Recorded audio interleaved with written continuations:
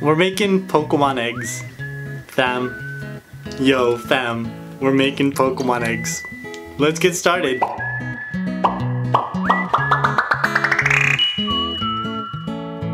I love Pokemon and I really like Togepi. I already made Togepi treats, so I thought it'd be cool to celebrate Easter with some Togepi eggs. So today we're making Pokemon eggs. First, I'm going to take a baking tray and I'm going to place in my egg mold. I'm going to fill these with some lemon cake batter. You can use any cake batter, but I'm using lemon because it's spring and I thought that's like, you know, the freshness of spring. I don't even really like lemon cake. Unless there's alcohol in it, then I love lemon cake. Now I'm just going to give this a quick tap to flatten it out and then place it into my oven. Now to make this process go by a whole lot faster, I'm gonna use my Elder wand. Look at the flick of the wrist. Ah. I got this at Universal Studios and I've just been using any excuse to use it. It's not even a Harry Potter video, it's a Pokemon video, but who cares? Just give your wand a few swipes and bam, your cake is done. Now after these cooled, I leveled them off and then I just sandwiched 2 cakes with a little bit of buttercream. Now I gave these a rough crumb coat and then I placed them into the fridge. Now this was in my fridge for about 2 hours. I watched 2 episodes of Grace and Frankie on Netflix. I think each episode is an hour long, so about 2 hours maybe. Took them out and gave them a second crumb coat. You can give it a full-on icing coat, but these cakes are like super small and I didn't want that much sweetness and there's gonna be like fondant on top of this, so I only gave it a second crumb coat. Into the fridge again and then I watched 2 more episodes of Grace and Frankie. Have you seen that show? It's so funny, man. Lily Tomlin and Jane Fonda. I haven't laughed so hard at elderly women since Golden Girls. Something about shrimp, I remember that. Now I took them out of the fridge and with a little bit of water and a pair of gloves, I ran my fingers all over the cake to make sure that there was a smooth surface.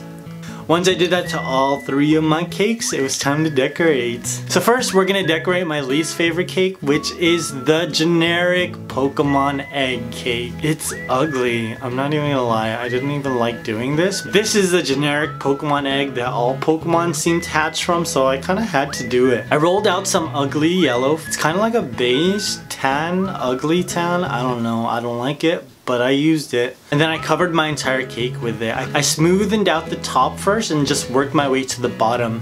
And I kind of just bunched it all to the bottom and cut off the excess. Now I rolled out some ugly green fondant. I didn't like it. Again, I didn't like it. I just used it to cut out some spots that I created with a piece of parchment paper and a pencil. Stuck those onto my egg with a little bit of water.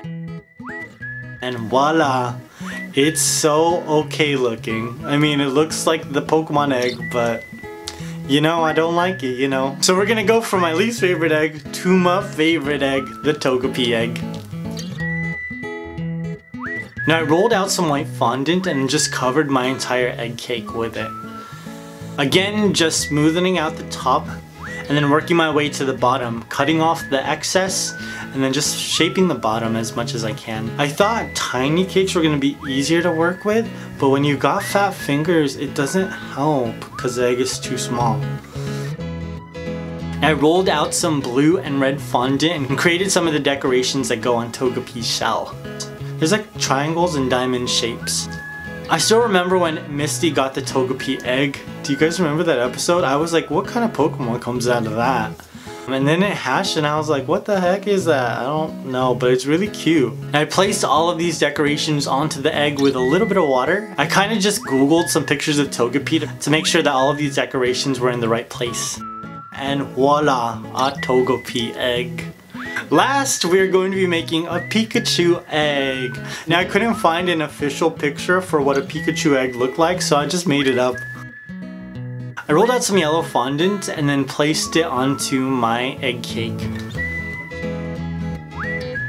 I smoothened it out, and if you notice that when I bunch it on the bottom, it doesn't actually come out super smooth. I really didn't know what I was doing, but I smoothed out the creases as much as I could, and it looks pretty okay since it's on the bottom.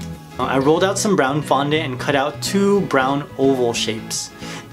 These are the 2 stripes that are on Pikachu's back.